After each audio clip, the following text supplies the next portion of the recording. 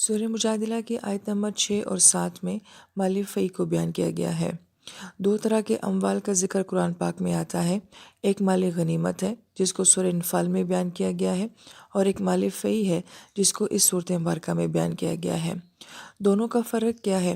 پہلی بات ہمیں یہ سمجھنی ہے کہ یہ کل جہان اللہ تعالیٰ کا ہے۔ سارا مال، ساری دنیا کی نعمتیں، یہ سب کچھ اللہ رب العزت کا ہے۔ مگر جب ایک اللہ تعالیٰ کا نام لینے والی جماعت جو ہے وہ کافر کے ساتھ لڑتی ہے، اس میں جنگ، جہاد، قتال سب کچھ کرنے کی ضرورت پڑتی ہے،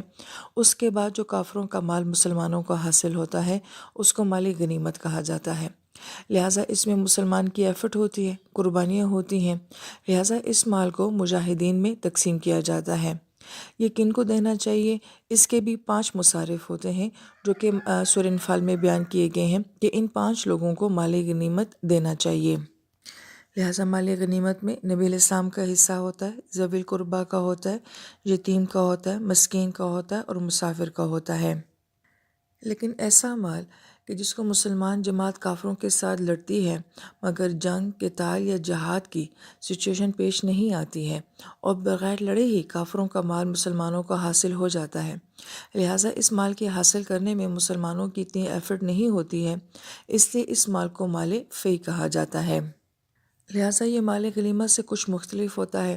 اس لیے اس مال کو تقسیم کرنے کا اختیار صرف نبی علیہ السلام کو دیا گیا کہ آپ چاہیں تو یہ سارا مال خود بھی رکھ سکتے ہیں، چاہیں تو آپ کسی کو بھی دے سکتے ہیں، اور اگر آپ چاہیں تو اس کو اسلام کی یا لوگوں کی بہتری کے لیے بیت المال میں بھی جمع کروا سکتے ہیں۔ البتہ یہ کہا گیا کہ نبی علیہ السلام جس کو دینا چاہیں تو اگر دینا چاہیں تو وہی 5 لوگ جو کہ مال غنیمت میں بیان کیے گئے تھے ان 5 لوگوں کو دینا زیادہ بہتر ہے۔ لہٰذا یہ جو اہم فرق ہے یہ مال غنیمت کا اور مال فی کا ہوتا ہے۔ لفظ فی جو ہے یہ افا سے مشتق ہے اور جس کے معنی لوٹنے کے ہوتے ہیں۔ دوپہر کے بعد جو چیزوں کا سایہ مشرق کی طرف لوٹتا ہے اس کو بھی فی کہا جاتا ہے۔ پھر اس ضمن میں دوسری بات جو سمجھنے والی ہے وہ یہ کہ مال فی کو تقسیم کرنے کا اختیار نبی علیہ السلام کو دیا گیا ہے، اور نبی علیہ السلام کو ذوی الاقربا یعنی کہ جو آپ کے رشتہ دار ہیں ان کو دینے کا بھی اختیار دیا گیا ہے، کیونکہ اہل بیت کے اوپر صدقہ نہیں لگتا ہے، لہٰذا ان کی سپورٹ کے لیے، کیونکہ یہ وہ آپ کے مخلص رشتہ دار ہیں جنہوں نے آپ کے دین میں آپ کا ساتھ دیا ہے اور صدقہ ان کے لیے لینا جائز نہیں ہے، تو لہٰذا ان کو سپورٹ کرنے کے لیے مال فی کو جو ہے وہ کہا گیا ہے کہ نبی اپنے رشتہ داروں کو مال فی دے سکتے ہیں۔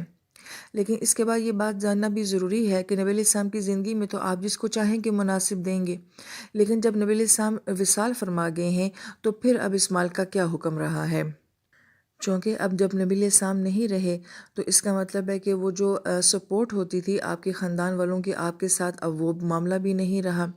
لہٰذا اب اس حیثیت سے تو ان کو نہیں دیا جائے گا جو نبی علیہ السلام کے ذوی القربیٰ ہیں، وہ حصہ ختم ہو گیا۔ البتہ اگر وہ نبی علیہ السلام کے ذوی القربیٰ جو ہیں وہ فقراء میں سے آ جاتے ہیں یا ان کو ضرورت ہے تو اس ضمن میں مال فی سے ان کو دیا جا سکتا ہے،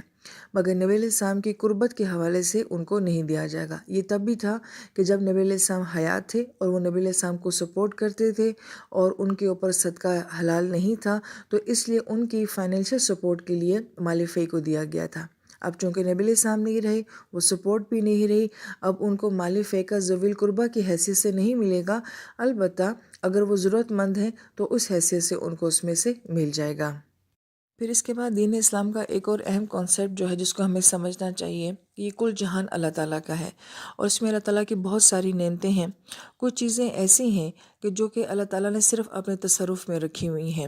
مثلاً سورج، چاند، ستارے، ہوا، یہ تمام چیزیں ایسی ہیں جو کہ انسانوں کے نفع کے لیے بہت ضروری ہیں، مگر اس میں کسی انسان کا اختیار نہیں چلتا، لہٰذا مسلم، غیر مسلم، امیر، غریب، یہ سب اس کو استعمال کرے گا۔ اللہ تعالیٰ نے اس کو اپنی قدرت میں کیوں رکھا ہے؟ اسی حکمت کی وجہ سے تاکہ ان چیزوں سے کوئی انسان کسی دوسرے انسان کو محروم نہ کر سکے۔ اس کے بعد دوسری کیٹیگری میں جو چیزیں آتی ہیں وہ مثلاً زمین کی فصل ہے اور اس کی پیداوار ہے، پانی ہے، کھانے والی چیزیں ہیں، جنگلوں کی لکڑی وغیرہ ہے، پہاڑوں کا جو نفع ہے، قدرتی چشموں کا جو پانی ہے،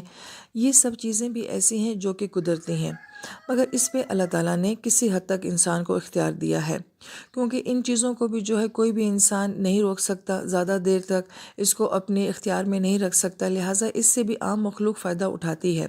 لیکن عام مخلوق کے فائدہ اٹھانے کے ساتھ ساتھ اللہ پاک نے بہرحال اس میں انسان کو مالک بنایا ہے، کہ کوئی کسی چشمے کا مالک بن جاتا ہے، کسی زمین کا مالک بن جاتا ہے، یا کسی جنگل کا مالک بن جاتا ہے،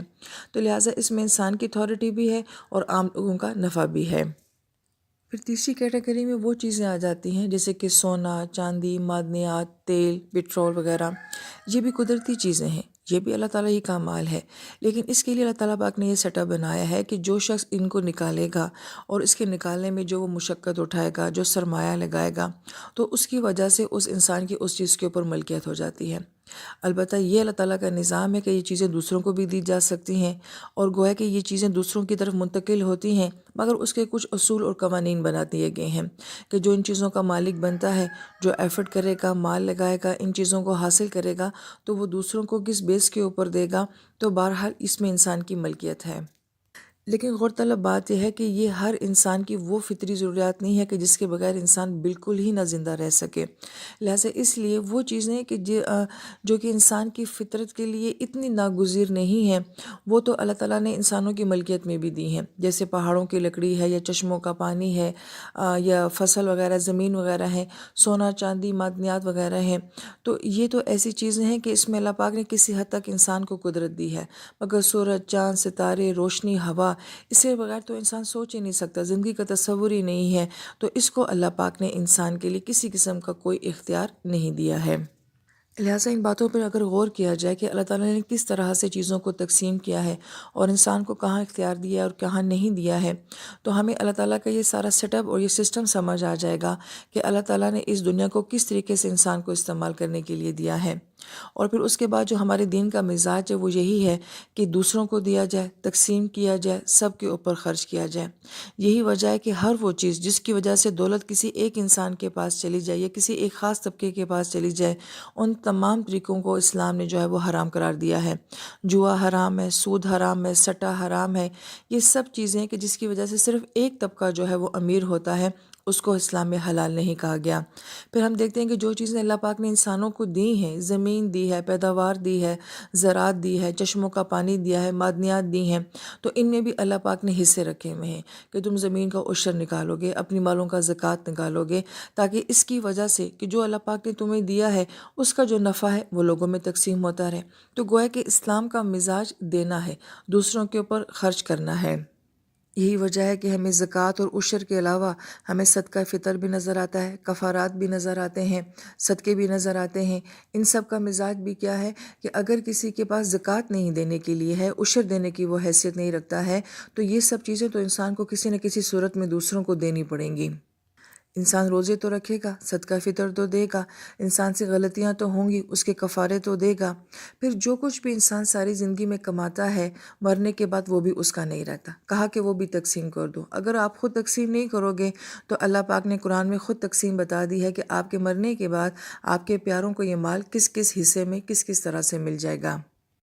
لہٰذا ان آیات کو پڑھتے وقت ہمیں صرف بہت زیادہ دقیق مسائل کی طرف ہی نہیں جانا چاہیے کہ مال غنیمت کیا ہے، فی کیا ہے، اور کس کو دینا ہے، کس کو نہیں دینا ہے۔ لہٰذا اس سے بہت سارے فقہی مسائل نکلتے ہیں، لیکن اصل میں یہ آیات ہمیں کانسیپٹ دیتی ہیں کہ اللہ تعالیٰ نے کس طریقے سے اپنی نعمتوں کو اپنے بندوں میں تقسیم کیا ہوا ہے، اور پھر کس کو کتنے اختیارات دیے ہوئے ہیں، اور پھر ہمارے دین میں جو یہ کہا جاتا ہے کہ زکوٰۃ دی جائے، صدقہ دیا جائے، کفارے دیے جائیں، اور یہ سب چیزیں جو ہیں آخر ہمارے دین کا مزاج کیا ہے، اللہ تعالیٰ کیا چاہتے ہیں اپنے بندے سے، اور کیوں ہمیں کہتے ہیں کہ تم نے یہ سب مال دینا ہے، اور کس طرح سے اللہ تعالیٰ نے ہمیں ایک دوسرے کے ساتھ جوڑا ہوا ہے کہ اگر ایک مالک ہے اور اگر دوسرا اس کا ماتحت ہے تو ماتحت مالک سے لے سکتا ہے، مگر کس بنیاد پہ لے سکتا ہے۔ تو گویا کہ یہ آیات جو ہوتی ہیں یہ بڑی غور طلب ہوتی ہیں کہ ہمیں اپنے دین کا مزاج سمجھنا چاہیے۔ تو ہمارے دین کا مزاج یہ ہے کہ دوسروں کو دینا، تقسیم کرنا، سب کے پاس مال ہو، سب کے پاس پیسہ ہو، اور دولت سب کے درمیان میں جو ہے وہ گھومتی پھرتی رہے۔ یہی ترجمے میں بھی بات آتی ہے۔ لہٰذا ان آیات میں ہمیں اپنے اللہ تعالیٰ کی وہ حکمت نظر آتی ہے کہ میرے ہر بندے کو میری ہر نعمت سے نفع ملتا رہے۔